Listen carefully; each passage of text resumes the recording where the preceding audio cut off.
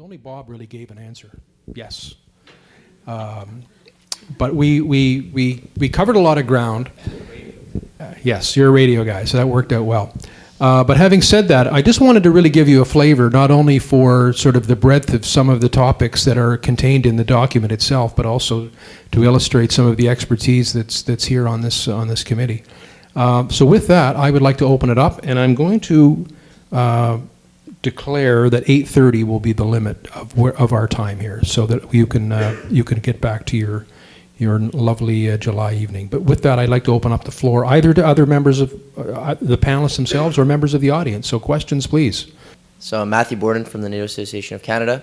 My question's for Bob specifically. It's concerning the Arctic, and essentially it is that the defense policy essentially surrenders the Canadian Armed Forces ability and the Navy's ability to operate submarines in the Arctic, with the decision to go with the 4 Victoria-class submarines to modernize them instead of to potentially procure new submarines.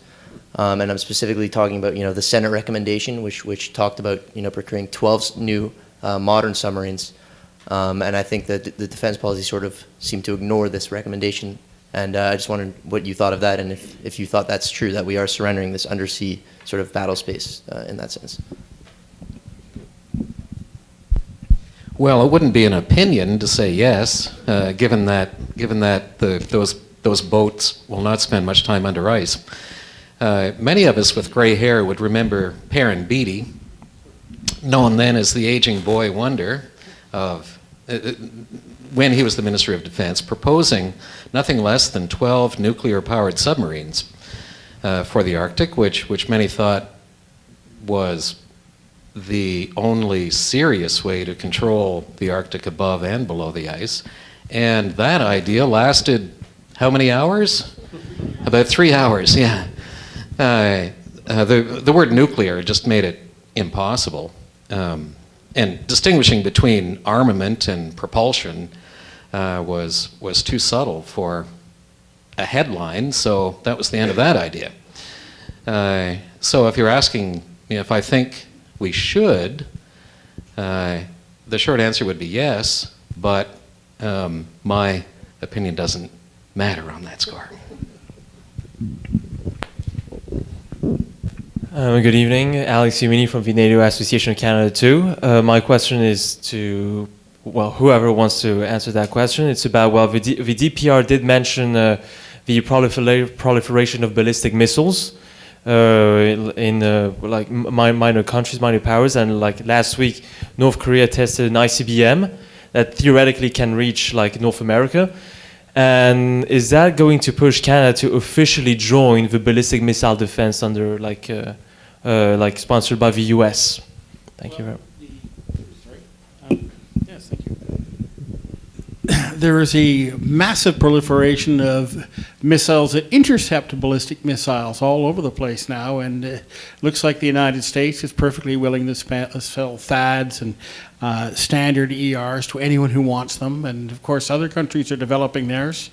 So that's the other side of it. Of course, the other thing about North Korean ballistic missiles right now is I'm not worried about them much, largely because they're all still bloody Scuds, which were literally reverse engineered from the old German V2, and then the Scud of 1961. And I mean, the North Koreans have only got up to a solid fuel rocket recently, but their stuff can't hit anything. And frankly, I think by the time they get serious, they might have been dealt with in another way. I don't want to be the only, I don't want Bob to be the only person who can say yes or no here. The answer is we should, and we won't. Dan?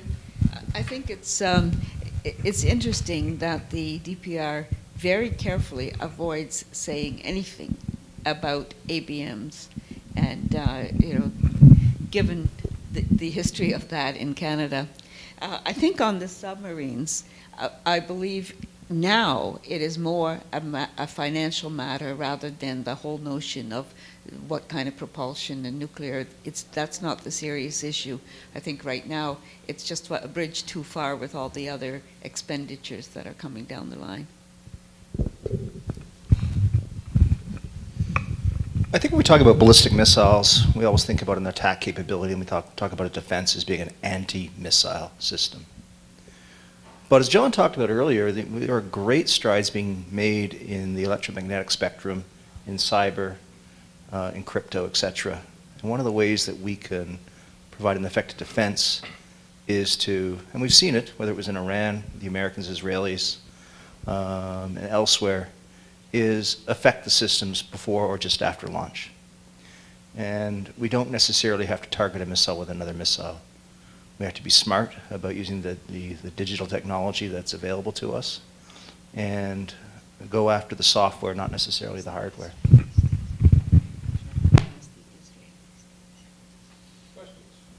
The question of cost has been around for a long time, and it's been hovering over the entire defense policy review, and I beg your pardon.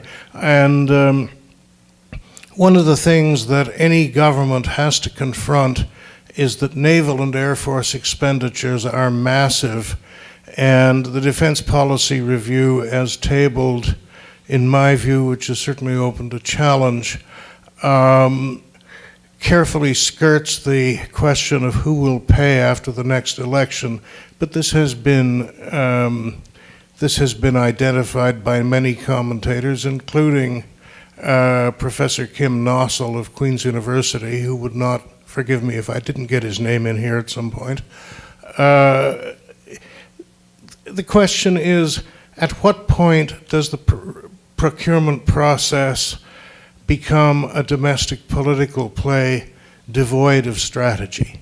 And the second on that one would be, we have shown in Afghanistan that when the army needs an upgrade, it can get it fast. But what does that imply for longer term and much more massive capital investments in the Air Force and the Navy? No.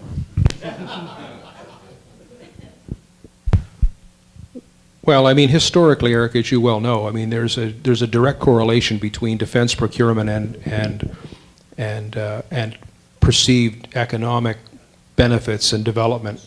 And I think someone spoke to this earlier in terms of the regional economic development question. So I don't think that is going to go away. You know, multiple objectives achieved simultaneously seem to be the order of the day. You know, you want the best equipment for the least cost at the greatest economic benefit to the most Canadian companies that you can get. And if you try to satisfy all of those requirements simultaneously, you're not likely to achieve any of them.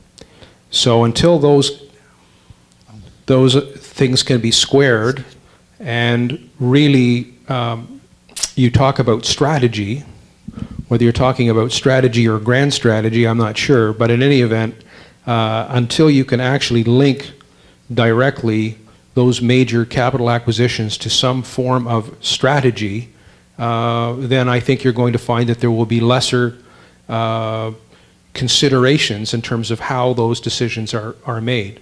I mean, as you well recall, at the CDA conference in Ottawa back in, I guess it was February, where General Tom Lawson, the former chief of the defense staff, basically said, you know, we really don't need a strategy because all of the major questions regarding Canadian security have already been answered. We are surrounded by 3 oceans. We have the world's largest superpower to our immediate south who will protect us. And we really are not subject to any existential threats. So the idea that we need to revisit Canadian strategy or grand strategy is simply not necessary because those big questions have already been answered, unlike some other countries that are facing existential threats on a daily basis. Israel, for example, would be a good example. So really our strategy is more about what do we do with the money that we have, which is really an extension of the money that the Canadian public thinks the military needs to have. And beyond that, the questions are how we divvy that all up. If we find ourselves facing more serious threats, and one can arguably talk about Afghanistan not necessarily as a threat. It was obviously a conflict of choice, but nevertheless, when the decision by the government was made to participate in that particular conflict, then yes, as you rightly point out, they're able to turn very quickly, acquire what is needed because lives are on the line. And when lives are on the line, then the government can make those decisions and are willing to overlook those other economic benefit questions and are more willing to purchase equipment off the shelf if necessary in order to ensure that troops do not die in combat. So they know how to do it, but until those kinds of things are sitting on their doorstep, it is really much more a question of trying to balance all of those other economic priorities and doing them simultaneously, but not necessarily doing them well. Well, you know, we talked earlier that, I think it was Keith, really regional economic development is a fact of life in Canada. And it's going to be a fact of life in Canada. It's not going to change. You know, big country, sparse population, everything spread out, industry spread out, and that is not going to change.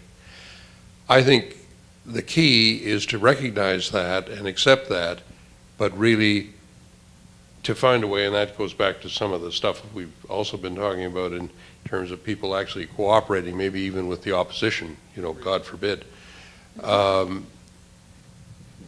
do it smarter. My own example of you know, hubris, if you will, was when we did the frigate program. There were two perfectly adequate platforms off the shelf. The Americans had one, the Dutch had one, but we decided that we, for reasons of national pride, were going to design this thing. We hadn't designed a warship since the Second World War, but we were going to design this thing from the keel up. We wasted a lot of time, a lot of money. If you want to talk about being smart about regional economic development, if you bought the basic platform off the shelf, you can fill it with all sorts of things, or could have filled it with all sorts of things from all over Canada in terms of the avionics, the electronics, and other kind of equipment. And I would like to think that we perhaps have learned a lesson about that. And maybe this government will be able to enforce that. But if we don't do it, we're just going to continue down the rabbit hole as we've done in the past, which is not, in today's circumstances, a very positive thing. Okay. Just one other comment on that now. Sorry. You're definitely next, sir. Definitely next. I think that whole idea of the sticker shock of these big items is one of the reasons why NATO, in addition to talking about 2% defense spending, it delineated the fact that it should be at least 20% on capital acquisition, just to persuade people to think more in those terms rather than to go with the easy things. I have 2 points on this one. The first one is, do we want to be a general capability military, or in a multilateral sense, do we want to have a niche role within a greater defense alliance? And that will tell us where to spend the dollars, whether it's in cyber or ballistics or protecting the Arctic with nuclear propulsion submarines, etc. We have to make that decision. I mean, there's an old joke in the Canadian Forces that we buy equipment and then we make the doctrine up afterwards. Right? In terms of procurement, Afghanistan was an interesting model because procurement has a long development time, the flash to bang. And the major systems that we put into Afghanistan were used. We bought D-model Chinooks from the Americans. We bought used Leopard tanks from the Dutch. And we bought a portion of the American fleet for MRAPs, the mine-resistant vehicles. And so it's important to note that there is a type of procurement that exists only if it's on the shelf or in someone else's inventory, or a longer lead time for development, whether that's an indigenous development or a regional development or an off-the-shelf development. It still has a longer lead time. So I think Eric was absolutely right in that there was a need, and we were fortunate that our friends and allies had that equipment that we could leverage. But that may not be the case in the future.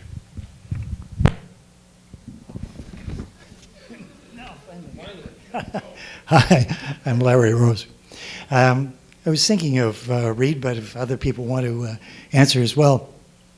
You talked about silos, and I'm thinking of the cabinet.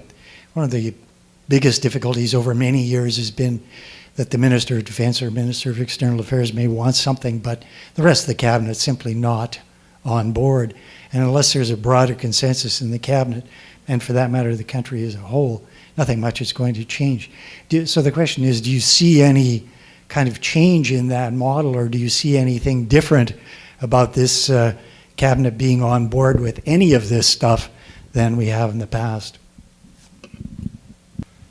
I think the government, and particularly in a couple of the senior ministers like Ralph Goodale, have really brought home to the people that this is a more dangerous world to live in than it has been in the past.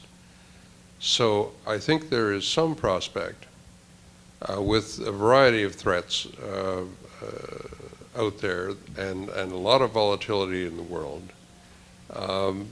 Probably, just heightened by all the sort of chatter you hear out of the United States relating to, did the Russians do it, or did they not do it, or what are they doing, and who are they? Anyway, so I have some hope that there will be a change, because I think your characterization is absolutely correct. Largely in the past, it has been a struggle to get a general consensus in the cabinet on moving forward on big procurement items, on response to particular threats and so on. But, I think we're if nothing else, for example, I think that to have gone ahead, as we seem to be in the process of doing, in the deployment in Latvia, is a real earnest of good intent, because that is not going to come in at the end of the day the way it's been budgeted. And I think the government probably knew that.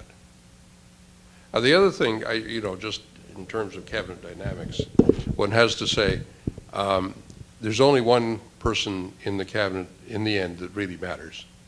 And if you get him or her on side, all those other people who really don't want to do stuff in either the defense or foreign affairs area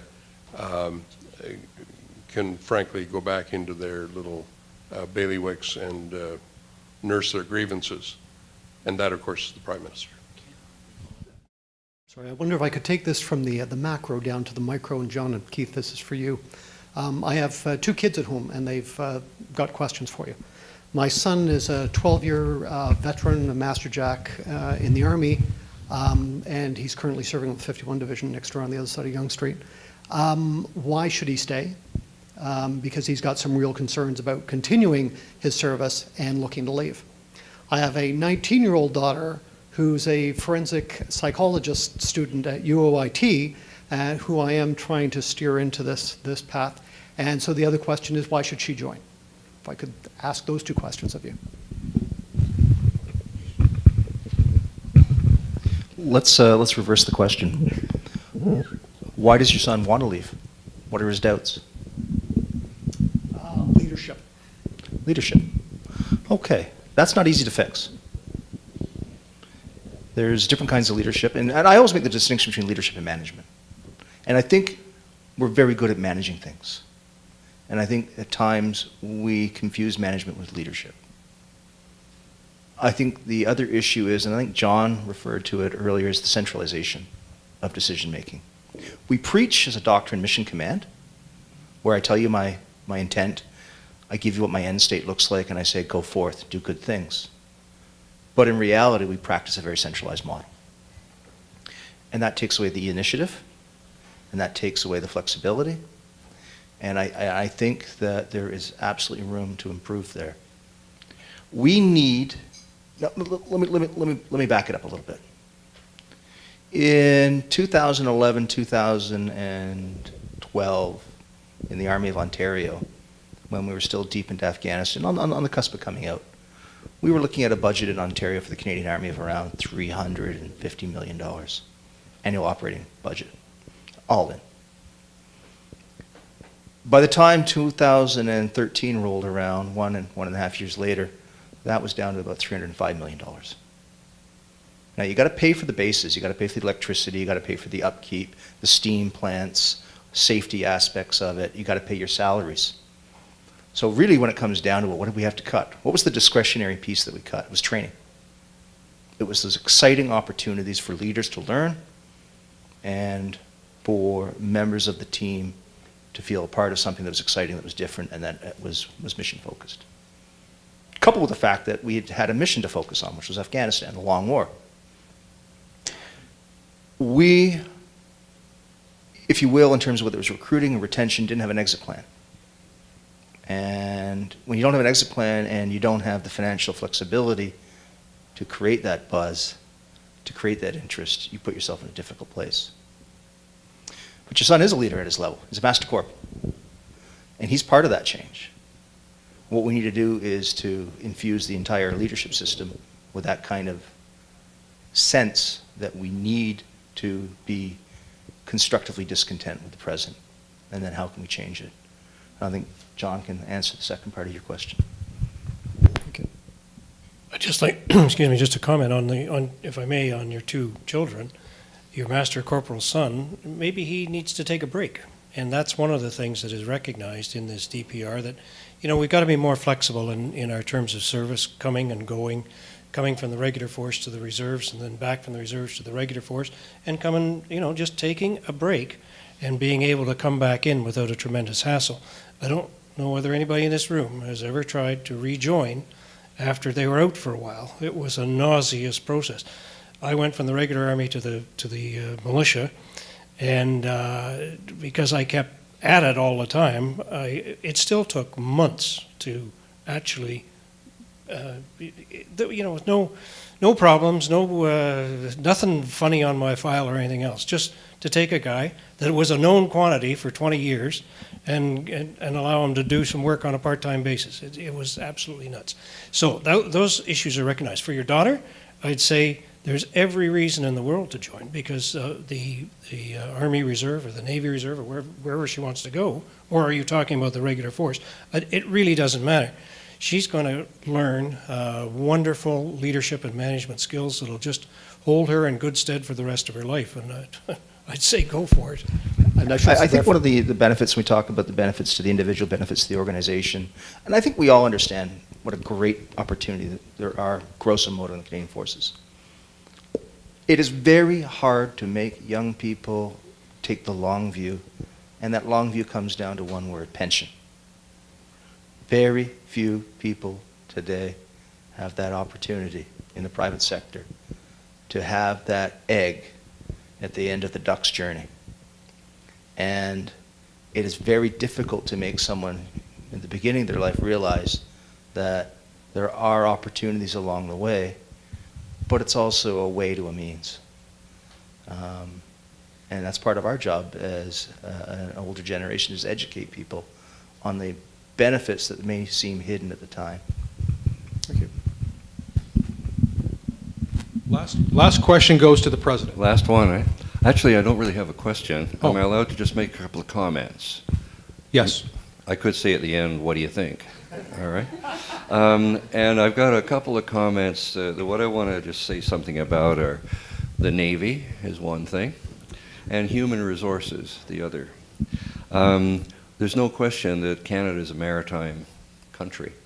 You know, 3 huge oceans. And yet, currently, our Navy is on par with the Bangladeshi Navy in terms of the rating of navies. And that's kind of depressing.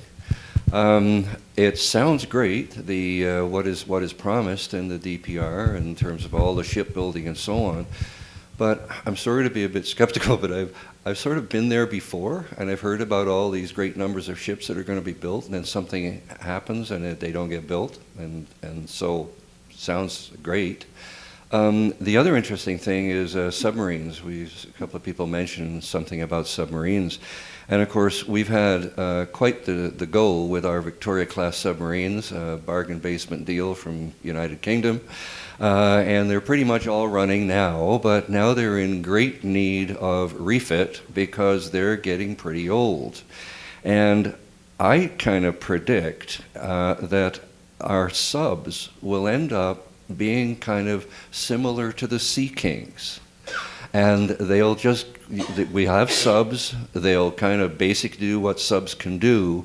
They won't do it very well, but because we should have some subs, they'll just keep keeping them floating and sinking as they're supposed to. They're supposed to sink too, right? So I'm sorry to sound a little pessimistic. I feel bad about ending on a pessimistic note there, but that's my thought about subs and where we're going with that. The interesting thing is having an interest in submarines. When I read the review, I was looking for what the comment was about submarines, and the only thing I can really recall was something about we'll have this task force, and it'll be composed of these ships and possibly a submarine where required or needed. Yeah. Well, I mean, in terms of maritime strategy and submarine strategy and so on, submarines, I think, are just an incredible requirement for a modern Navy. Now, maybe that's where we're depending, of course, on other allies who, of course, have superior submarine capability. Did you want to say something, John? Oh, you're just pointing to your head there. Oh, okay. All right. So there's my comment about Navy. Human resources. I mean, it is a well-known saying that our most valuable resource is our human resource, and that goes for the human organization called the Canadian Armed Forces.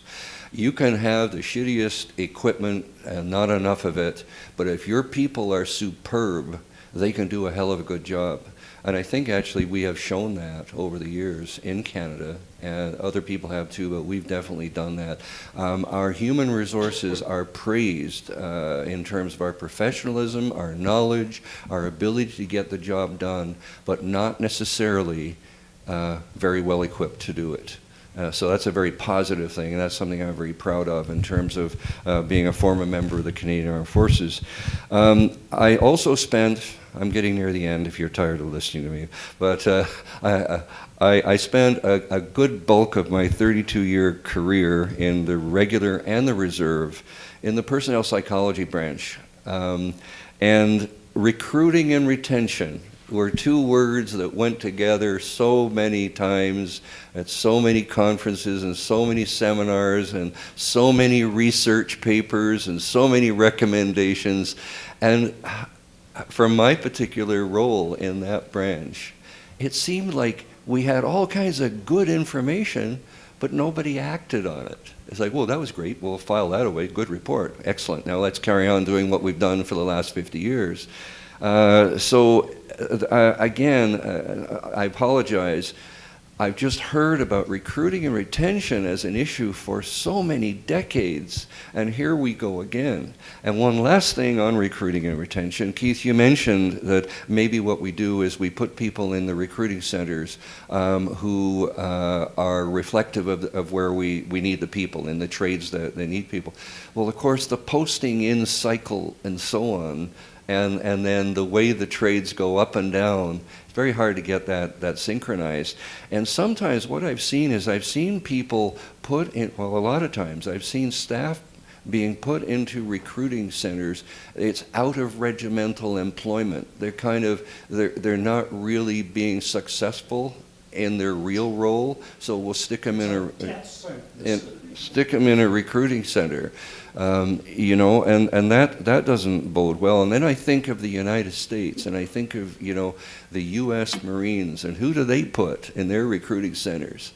They put their star Marines, just decorated to the hoop and with all kinds of incredible experiences and so on. They're pretty motivating people. So I think I wonder how different the new recruiting and retention policies will be as we move ahead, because there's just been talked about and analyzed so many times. And that's what I have to say. What do you think? 2 points. I think it's fairly safe to say that the overall composition of the Canadian forces reflects poor socioeconomic conditions in certain provinces. And one of the outlets they have for a career or a better life is joining the military. And these are not necessarily urban areas. And that's where we get into that question about recruiting a diverse or a more gender equitable military. We're not cracking the urban areas. We're getting the northern New Brunswick, the northern Saskatchewan, Newfoundland, and other regions of the Canada where the opportunities perhaps are different. And we've got to get away from that. And we've got to be more strategic in what we target. There's an article in The Guardian this week about how the British military is targeting working class whites, and yet the actual ad campaign is a pan-Britain campaign. But they know where the squatties come from. The New York Times this week in their magazine had an incredible article on the abuses at Paris Island, their East Coast depot for recruits, and how the majority of the DIs, the drill instructors, are not combat veterans. And so the Marine guy in the booth in Times Square may look like an ideal, but I think the reality is different, and we have to watch whether the grass is greener or not greener. I think recruiting is a trade. I have a stone face. I'd be a terrible recruiter. And I think based on the work that you did, you understand that there are people that have a personality that leads itself to that. And so we don't necessarily have to look down the road of, well, it's your turn to go, suck it up for 2 years. Maybe we put the right people in the right job, because it's about the lifeblood. And I think it's a mindset, and I don't think we're there yet. You're absolutely right. Could I just finish that off on a high note, Michael? From the from the point of view of the Army Reserve, the changes that the Army commander has made in the last few months is a sea change. It is a reversal of the downtrend that we were facing for so many years. And if he's allowed to carry on in this fashion, and if the system is allows people to make a few mistakes, which is bound to happen, then I think we'll be successful. But that is moving in the right direction. And back to Keith's point here about, I think we need to go out there and find a bunch of snake oil salesmen and put them in the recruiting centers. But that's the regular Army problem. There is no problem attracting people to the reserves. They're walking in the doors. They want to be there. Our establishments are so small, especially in an urban area like this. I mean, there's just an incredible number of people available that want to do it, but there's not the positions available. So it's a different thing to keep people for the regular Army. And this was the problem with centralization. The centralized recruiters, and I regret to say there were a number of personnel selection officers who got into this mindset, was, everybody has to be tested as if they want to be a fighter pilot. And when in reality, a whole bunch of kids joining the Army Reserve part-time, all they wanted to do was come in and be a basic infantier for a few years. But the system imposed such a rigorous top-down nonsense that really restricted things. And at a certain point, or not in the very distant past, young soldiers wanting to join the Army Reserve were waiting up to 18 months before they could actually be inducted into the units. Well, who's going to wait around 18 months for a part-time job? I think the average was 180 days. That's still far too long. Anyway, that's been changed from the Army Reserve point of view. I don't know how the rest of the system's going to cope, but I guess I really don't care that much. John, you had a comment? Last comment, by the way. Oh, okay. Great. I can say anything. Actually, submarines are an easy sell to the public if you put it right. Just like recruiting is an easy sell if you put it right. But the long and short of it is that, we've known that we cannot defend our own territory by ourselves because we're just too big and too spread out. And we have to invest in things to protect our sovereignty, but we also have to develop capabilities because sometimes our beloved allies don't tell us things unless we've got a chip on the table. For example, we do not know what goes on underwater in our own, off our own coasts unless we've got a set of ears down there as well. So, just for the sake of our own sovereignty, we need submarines because that's when the British and the Americans and the French start telling us things and we start seeing the Russians and the Chinese where they shouldn't be. Other than that, I guess on recruiting and retention, it's been a problem for at least 110 years. Okay, thank you, John.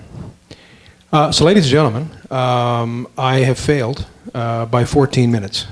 I apologize for that. But obviously, there was some interest in some of the areas, and I think it was a worthwhile expenditure of time. We've clearly only touched some wave tops here. And I guess I would, as a commercial message, direct your attention to a couple of things. One would be many of the subjects that you've heard about tonight and we'll hear about again in the future. Articles do appear in SITREP. We will publish our next SITREP in the next couple of weeks, and the lead article will be about China in the Arctic and how to address that potential threat to Canadian sovereignty. Secondly, we have a pretty robust plan ahead for this year in terms of monthly activities, not necessarily including August, when we get to take some time off, but from September onward, all the way through till next April, when we'll have our next annual conference, we're going to be investigating a number of these subjects and others that you haven't heard about, so please keep your eyes peeled for that. And by all means, contact me via my email, which you can find in SITREP, for suggestions, for speakers, for conference ideas, and for articles. And we've instituted a letter to the editor section within SITREP, so by all means, contact me and send me in things that you would like to discuss. So with that, I'd like to wrap it up by thanking all of our panelists, all of our committee members who did not know that they were going to be addressing a specific question until yesterday. So I think they did some pretty good homework, but I was confident that they could address these issues in good stead. But also, I'd really like to thank you for coming out. You asked some really good, pertinent questions, and I can tell there's a great deal of interest. Please let me know if you think this is a sort of format that would be successful again in perhaps a different time of the year. And we're open to innovative ideas to try and get our word out there. We are fundamental, that is to say the Defence and Security Studies program is fundamental to what it is to be the Royal Canadian Military Institute, and I think we've got some important things to say. So on behalf of the President and my committee members, thank you very much for attending, and please enjoy the rest of the evening and the rest of the summer, and hopefully we'll see you again back here in September. Thank you very much.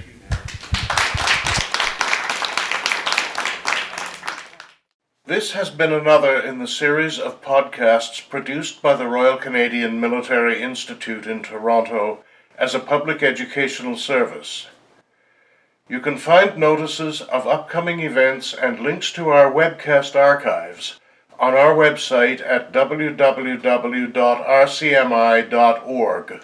On behalf of the Institute, this is Eric Morse saying please subscribe to our YouTube channel, and thank you for listening.